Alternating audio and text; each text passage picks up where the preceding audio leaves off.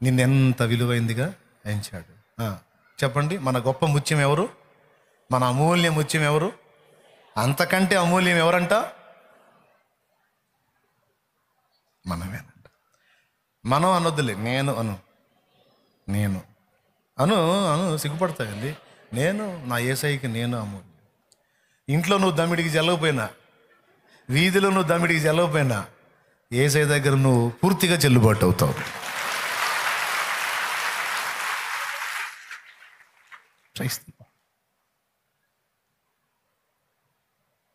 నా ఫ్యామిలీ నాకు ఇచ్చిన టైటిల్ తెలుసా మీకు? ఒకప్పుడు నా ఫ్యామిలీ నాకు ఇచ్చిన టైటిల్ దరిద్రుడు.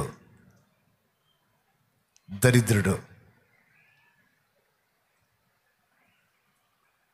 మన టైటిల్ అది. దరిద్రుడు రన్ను, రే దరిద్రుడు రన్ను, దరిద్రులురా మీరు.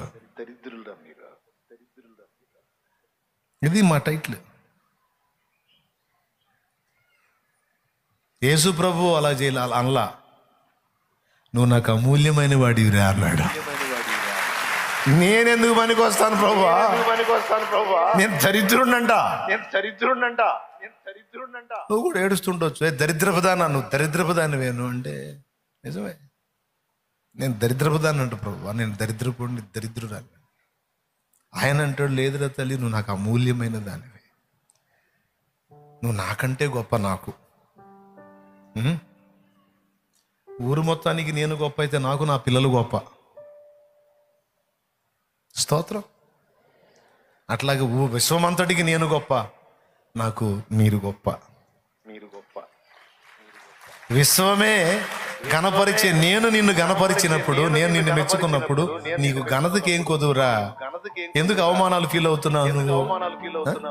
విశ్వమే ఘనపరిచే నేను నిన్ను ఘనపరిచానే, నా హృదయంలో నీకు సముచిత స్థానం ఇచ్చానే, అమూల్యమైనటువంటి వ్యక్తిగా నిన్ను ఎంచానే. నీకు ఘనతకి ఏం తక్కువ నాన్న? నీకేం తక్కువ? మొట్టమొదటిది ఏం చెప్పాను? నీ బాధలో బాధగా, సంతోషంలో సంతోషంగా, దుఃఖంలో దుఃఖంగా నీ విషయంలో ఆయన ఎలా స్పందిస్తాడో ఆయన స్పందనలు రియల్, నిజమని గుర్తుపట్టండి. రెండవది, ఆయనకు నువ్వు ఎంత అమూల్యమో గుర్తుపెట్టుకో.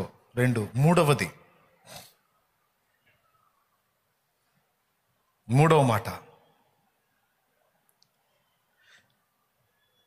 నీ సహవాసాన్ని ఆయన ఎంతగా అపేక్షిస్తున్నాడో, నీతో సమయం గడపడానికి ప్రతిరోజు ఆయన ఎంత ఇష్టపడుతున్నాడో దయచేసి దాన్ని కూడా మనసులో పెట్టుకో. ఎందుకు నాతో సమయం గడపడం ఆయనకి ఇష్టం? ఏమో ఆయన్ని అడుగు.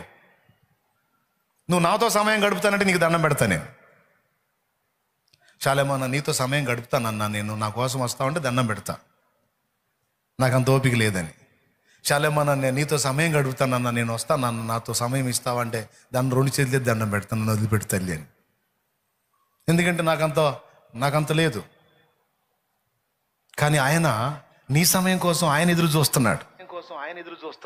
ఆయన నా సమయం నీకెందుకు ప్రభా, నా కోసం ఎందుకు అంత పరితపిస్తున్నావు అని అడుగు.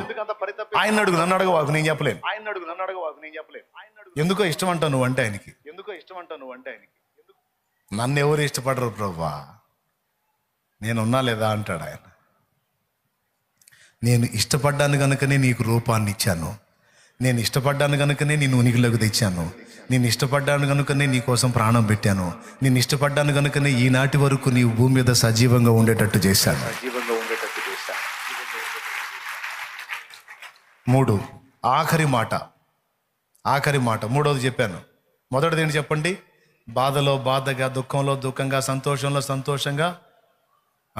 ఇప్పుడు మూడోసారి చెప్పటం మళ్ళీ అంటే ఒక పట్టాను ఎక్కదుగా మీకు, అందుకని ఆయన స్పందనలు గుర్తుపట్టండి ప్రభు. రెండవది, నిన్నెంత అమూల్యమైన దానిగా, అమూల్యమైన వానిగా ఎంచాడో, ఆయన హృదయంలో నీ స్థానం ఎంత గొప్పదో గుర్తుపెట్టుకో. 2 మూడవది,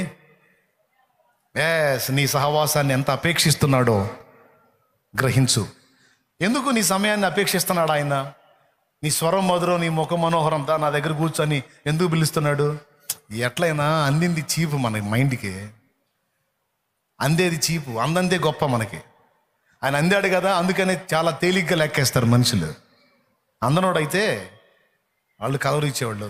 అందాడు కదా, రమ్మంటున్నాడు కదా, అందుకని తేలిక. ఎందుకు రమ్మంటున్నాడు తెలుసా? చెప్పనా? నిన్ను ఆదరించడానికి, నిన్ను ఓదార్చడానికి, నీకు ఆలోచన చెప్పడానికి, నీకు ఉపదేశం చేయడానికి, నీతో మాట్లాడి సంతోషించడానికి, నిన్ను సంతోషింపజేయడానికి రమ్మంటున్నాడు ఆయన. అందుకు రమ్మంటున్నాడు. నువ్వు ఏడాడాడాడాడి తిరుగుతావు కానీ ఆయన దగ్గర పోయి కూర్చోవు.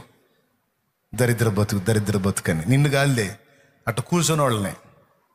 నువ్వు ఏడాడాడు వాళ్ళ దగ్గర కూర్చొని గంటలు తగలబెడతావు కానీ మనసు పెట్టి వెళ్ళి ఏకాంతంగా కాసేపు ఆయన దగ్గర కూర్చొని, నా తండ్రి ఇదిగో నేను వచ్చాను రాయ్యా మాట్లాడుకుందాం అనవు. నువ్వు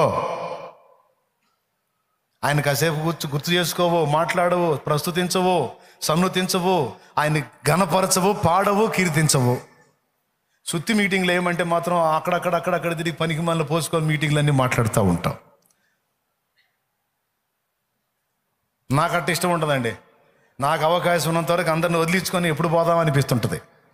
నేను చెబుతున్నాగా, ఉన్న సంగతి చెబుతున్నాగా, ఈ బరువు అంతా వదిలించుకొని ఎప్పుడు పోదామా ఆయన దగ్గరికి, ఎప్పుడు కూర్చుందామా, ఎందుకంటే ఆ రుచి నాకు తెలుసు.